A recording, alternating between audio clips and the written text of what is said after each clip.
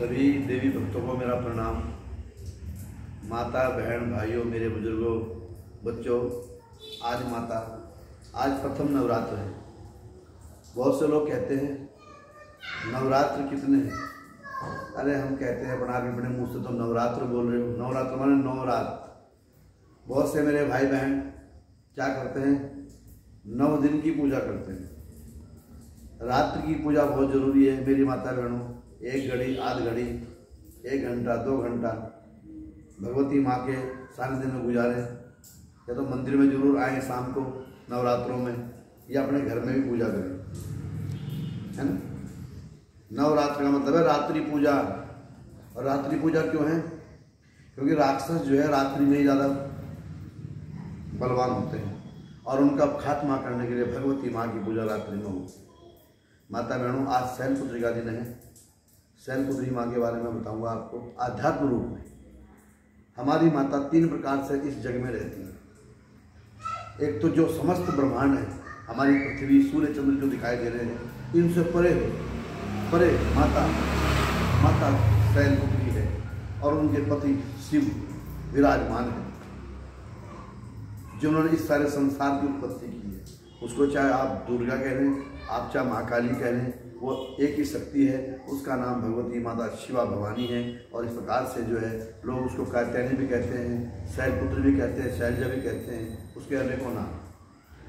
ये तो है माता ब्रह्मांडों से परे, पराशक्ति, प्रकृति, जो परे बैठ के सब कुछ काम करती है।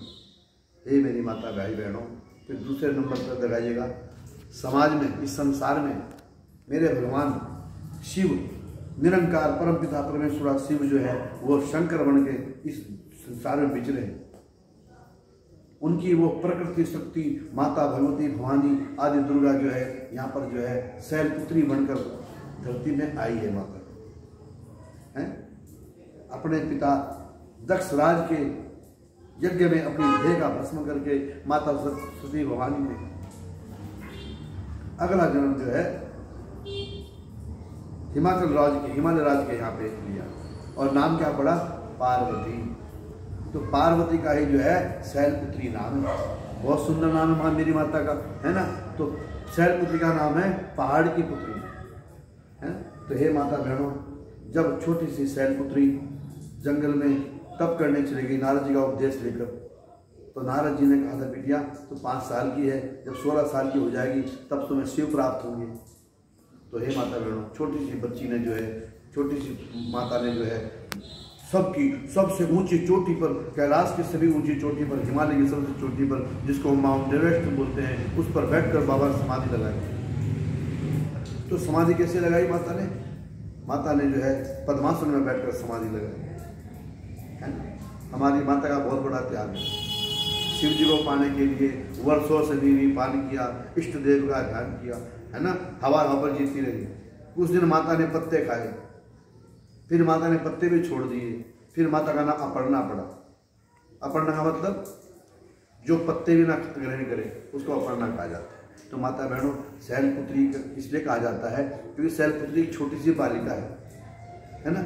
और हमारी माता ये पार्वती माँ, यहाँ पर भी माँ को दुर्गा उपाधि नहीं है, ये पार्वती माँ ही शैलपुत्री है।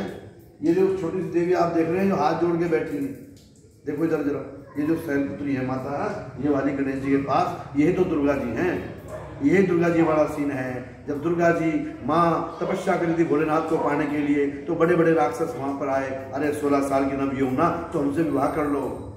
तो भगवती माता जो है तब जो है पहले बैल पर बैठी और तब शेर पर विराजमान होकर उन राक्षसों का नाश किया। इस प्रकार से इनको पाने के लिए शिवलिंग की पूजा करती हैं। और ये जो सामने खड़ी है माता पार्वती हैं और जो नीचे बैठी है ये तो दुर्गा माता कहलाती है। तो माता बहनों, ये संसार में रही। अब तीसरा नंबर इनका लगाऊंगा मैं, ये हमारे शरीर में भी है। ब्रह्मांड में है, समाज में है और शरीर में है। तो शरीर में कैसे है? हमारे बिल्कुल मूलाधार चक्र, जो हमारे गुप्त अंग है, मूलाधार चक्र में कुंडली शक्ति सांप की भांति अपनी पूंछ को खाए पड़ी है।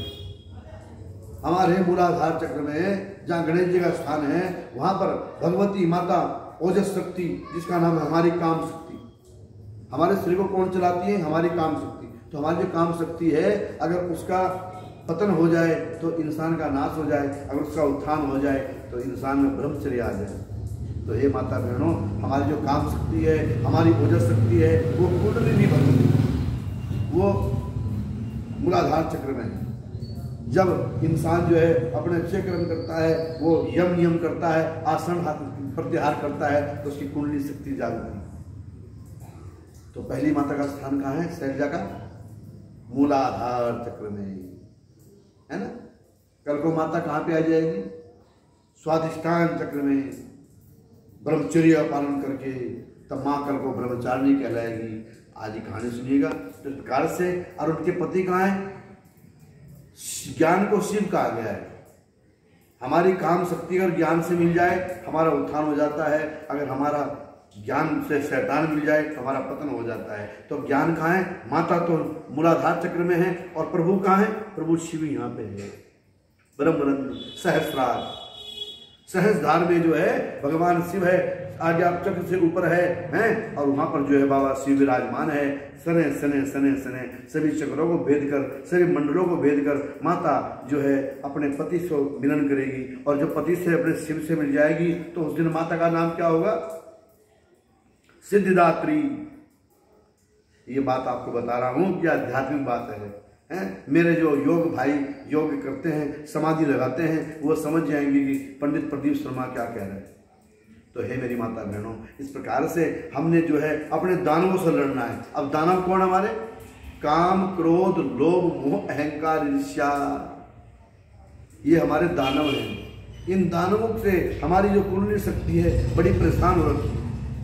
पर धीरे धीरे भगवती माँ के हाथ में जब आयुध आएंगे, देवताओं से आयुध लेती है। देवता कौन हमारे? श्रद्धा, विश्वास, ममता, शांति, संतोष, ये हमारे देवता हैं। धर्म, तो इनसे शक्ति लेती है माता, और फिर दैत्य का संहार करती है। और धीरे धीरे धीरे धीरे प्रथम शैलपुत्री चादित्यम ब्रह्मचारिणी तीर्थम चन घंटेति कुसुमांडेति चतुर्थकम पंचम स्कंदमादेति खष्टम कात्यानिति चा सप्तम कालात्रिश्चा महागौरचष्टमम नवम सिद्धिदात्री चा नव दुर्गा प्रकीर्तिता। और मैं क्या बताऊं, मैं ज़्यादा माँ का बखान नहीं कर सकता। इस दुनिया में ये मेरी माँ है, परंतु इनसे बड़ी माता मेरी एक और माँ है, जिसका नाम क्या है? मेरी माता श्रीमती आनंदी देवी, जिनको मैंने गुरु भी धारण किया था, और मेरी जन्मदायी माँ भी हैं। उन्होंने ही मुझे मंत्र दीक्षा दी थी। मैं उन अपनी माता को, माँ शैलपुत्री माता को, माँ काली माता को, माँ दुर्गा माता को मैं प्रणाम करता हूँ, क्योंकि ये तीनों देवी मेरे मंदिर में स्थित है। माता बहनों, है ना। मेरी जो है घर की माता ज्वालपा रानी, ज्वालपा भवानी है, इष्ट है। और हमारे यहाँ, हमारे गढ़वाल में जमीन के वार्ड से मेरे यहाँ जो माता रखी है वो माता काली है। तो काली माता और दुर्गा माता और पार्वती माता में कोई भेद नहीं है, सारी माता यही हैं। परंतु ध्यान रखना मेरे भाइयों, इनसे बड़ी अपनी माता है। या देवी सर्वभूतेषु मातृरूपेण संस्थिता नमस्तस्यै नमस्तस्यै नमस्तस्यै नमो नमः। और रात्रि में या दिन में बालिका का पूजन जरूर करें, बालिका को प्रसाद दें और बालिका को कुछ दक्षिणा दें, क्योंकि बच्चे मन के सच्चे सारे जग की आँख के तारे। अरे ये वो नन्हे फूल है जो भगवान को लगते प्यारे। जो छोटे छोटे बच्चे होते हैं, तितली गुड़िया होती है हमारी, उनकी जाति पाति नहीं देखी जाती, बस केवल मान सम्मान देखते हैं, उनके चरण छूते हैं, वो सिर पर आशीर्वाद रखते हैं। हम समझते हैं अष्टमी नवमी को ही केवल क्या कंजक जमाते हैं। नहीं मेरी माता बहन भाइयों, आप जो है रोज कंजक करनी चाहिए, डेली एक लड़की जमानी चाहिए।